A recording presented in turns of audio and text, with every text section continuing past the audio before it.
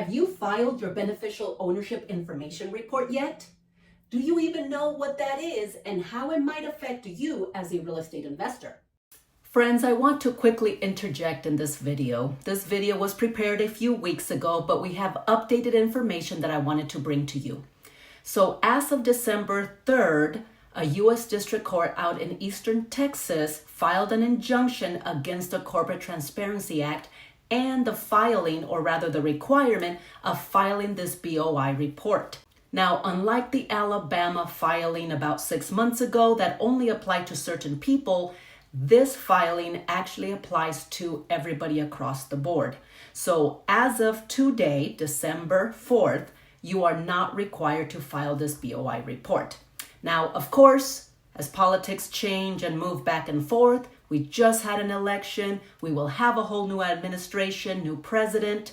By the way, President Trump did try to veto the Corporate Transparency Act back when it was proposed. Now, whether he decides to let this move forward as deemed unconstitutional or not remains to be seen.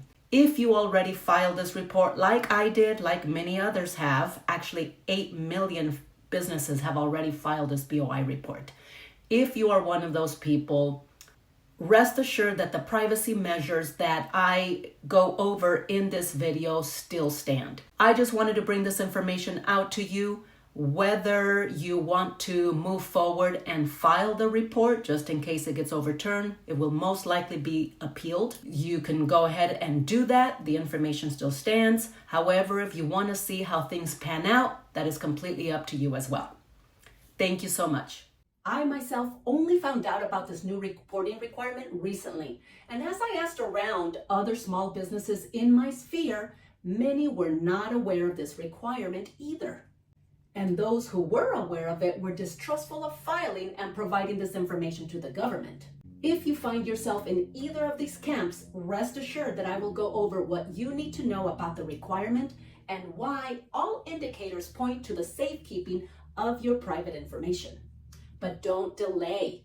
The deadline for those who were in business prior to 2024 is fast approaching, and the consequences for not filing when you are supposed to are steep. Fines, and even jail time could be on your horizon. Hi everyone, it's Sylvia, your investor-friendly realtor in the Boise metro area of Idaho. Aside from being a full-time realtor in the Treasure Valley, I own and manage a handful of single-family properties and have been investing for over 20 years now. In recent years, we formed a few LLCs for both tax and liability purposes, which triggered the filing of this Beneficial Ownership Information Report, also known as BOIR. Today, I am here to tell you about this new federal requirement that could affect you as a real estate investor. So let's dive in. Before you go any further, you probably want to know if this requirement even applies to you. Well, let's take a look. This new reporting rule applies to most small businesses, including LLCs, corporations, and other entities like partnerships. This includes any entities registered in the U.S. or operating in the U.S. For those of you following this channel, you most likely have a single-member LLC in which you hold your rental properties. You may even have another LLC called a holding company that owns your LLCs in which you own your rental properties, like so. Of course, if you have your investment properties under your own name as a sole proprietor, then you are exempt from filing this report. That being said, I am not aware of the specific details on how you run your business, so please consult with your appropriate tax or legal expert. Okay, moving on. You have determined that you fall under those required to file. What does that even mean?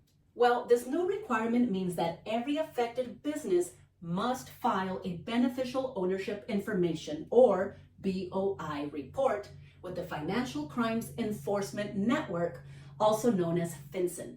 This report will include specific details of all the individuals who own or control at least 25% of the business or make significant decisions on its behalf. When you file this report, you will be asked to provide names, date of births, addresses, and unique identifying numbers of each owner in your LLC. Now, if you're like me, the first question that came to mind after learning of this new requirement probably was, why does the government need this information again?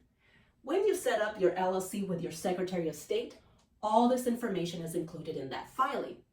And then you may wonder, what will they do with this information? Is it public? Who will have access to it? After all, many rental property owners will go through a multiple-step process of setting up separate LLCs called holding companies in other states like Wyoming, all to keep their information private from those possible unruly tenants. If this information is now available for everyone to see, then what is the point, right? First, the why. Why do you have to file this report? The BOI requirement came about from the passing of the Corporate Transparency Act, CTA, back in 2021.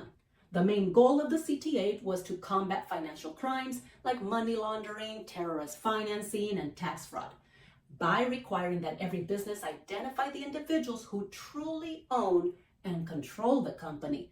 Rather than just the publicly listed owners, the government would be more prepared to prevent criminals from hiding their identities behind shell companies and thus facilitating illegal activities.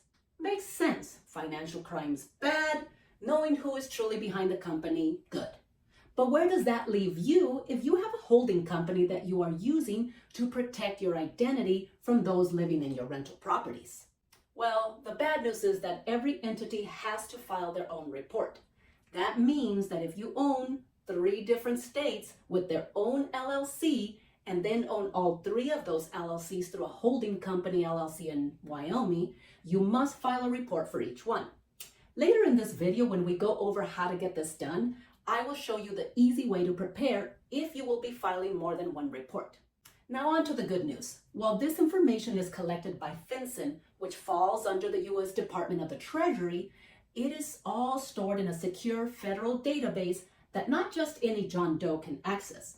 In fact, anyone who might need this information will need to go through a strict process to actually get to it. For example, this information could be used by a number of law enforcement agencies as they investigate criminal cases. To access it, they would need special permission, most likely through a subpoena or other government mandate. Certain federal agencies like the IRS could also be granted access if they were investigating someone for tax fraud. But again, their access would be confined to activities related to their official duties. Last, there are financial institutions like banks. Banks must meet specific anti-money laundering requirements in the course of their business that might require them to have access to your BOI report. But they can only access it with your consent, and they must keep the information confidential. Now, if you fall under the naughty investors out there defrauding consumers or the government, you might want to be forewarned. But for the purposes of straight-laced investors like yourselves, needlessly worrying about this information getting back to your tenants is unwarranted. So now that you know what this requirement is and why you have to do it, let's look at how to actually get it done.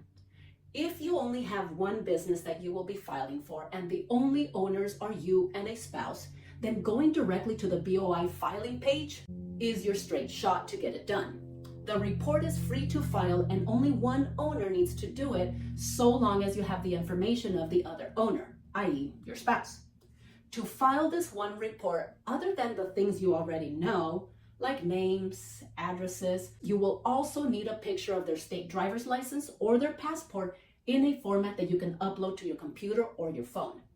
Now, if you own more than one business or even have plans to set up more entities in the near future, or if you are part owner of more than one business with other partners not in your immediate family, things can get a little bit more complicated. In that case, I would suggest going through the process of creating your personal FinCEN ID first. I have included a PDF that you can download in the description below with step-by-step instructions on how to create your FinCEN ID. The information needed for this process is the same: name, address, and some sort of personal identification document. The beauty of creating this FinCEN ID first is that you can then use that ID number to file all your reports without having to add each owner and upload all the information every time. And when you are a part owner, you can give this FinCEN ID to the person filing that report instead of giving them your personal information. So how do you get that FinCEN ID? First, you need to create an account at login.gov. Some of you might recognize this page. If you have gone through any sort of TSA pre-check or global entry type of application, you already have a login.gov account. Or if you have logged on to check on your Social Security account recently, you might have noticed that they redirected you to this login.gov site as well.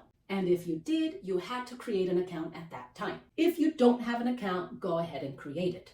If you already have an account, you can skip the step and go directly to the FinCEN landing page. Here, you will use your login.gov information to log in and create your FinCEN ID number. You will complete the application and will immediately be assigned your unique FinCEN ID number. Now the real fun begins. Go back to the BOI e-filing page and you can file your reports for each entity using these FinCEN ID numbers instead of having to upload your personal information every time. Note that for the actual BOI reports, you also need the EIN for your LLC or entity. Now, a few pointers to know as you go through this process. Please start with the holding company first if you have one. Every time you file a BOI report for any business, the system will give you a FinCEN ID for that business. And just like your personal FinCEN ID, you can use that for any filing where that holding company is an owner. So going back to our example of the holding company being the owner of your other state LLCs, you can simply use the FinCEN ID when you file the reports for those LLCs. Second, note the BOE filing website will give you two options for filing your report. You can download a PDF copy and fill it out in Adobe at your leisure, or you can file it directly on their site. If you opt for filing it directly, make sure you have all the information you need with you, as you cannot save and come back to it. 3, make sure you save a copy of the transcript that you submit.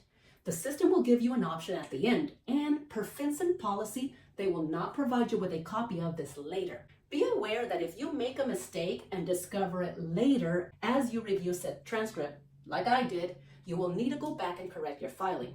Once your report is submitted, stay tuned for an email that will let you know that your filing was successful, and in that email, you will have the FinCEN ID number for that entity. If yours comes back as unsuccessful, it will give you a reason and allow you to go back and make the necessary corrections. Now for the most important information. When is it due? There has been a lot of confusion on this. As mentioned earlier, the BOI filing requirement went into effect January 1st of this year. But when you need to file is determined by when you created your LLC. If you created your LLC before January 1st of 2024, then you have until January 1st, 2025 to file. If you created your LLC this year, since the requirement went into effect this year, you would only have 90 days to file this report. If you did not know, get moving. Moving forward, if you have plans to create an LLC in 2025, be aware that you will only have 30 days to file this BOI report. Thankfully, you only need to file the initial report once. However, if any of the ownership changes, you will need to update your report within 30 days so that FinCEN has the most accurate information. Now, what happens if you don't file? As I mentioned earlier, failing to file or providing false information can lead to significant consequences. First, you can expect a fee of $500 per day until you file or correct the problem with your filing after your deadline. If you provide fraudulent information, you can also expect criminal charges and penalties of up to $10,000, imprisonment for up to 2 years, or both. So this isn't something to take lightly. As you can see, getting that report filed won't take very long. And did I mention it's completely free to do? Get on your phone or computer and get it done today. And don't forget to download your step-by-step instructions for your FinCEN ID in the description below. Thanks for watching and catch you on the next one.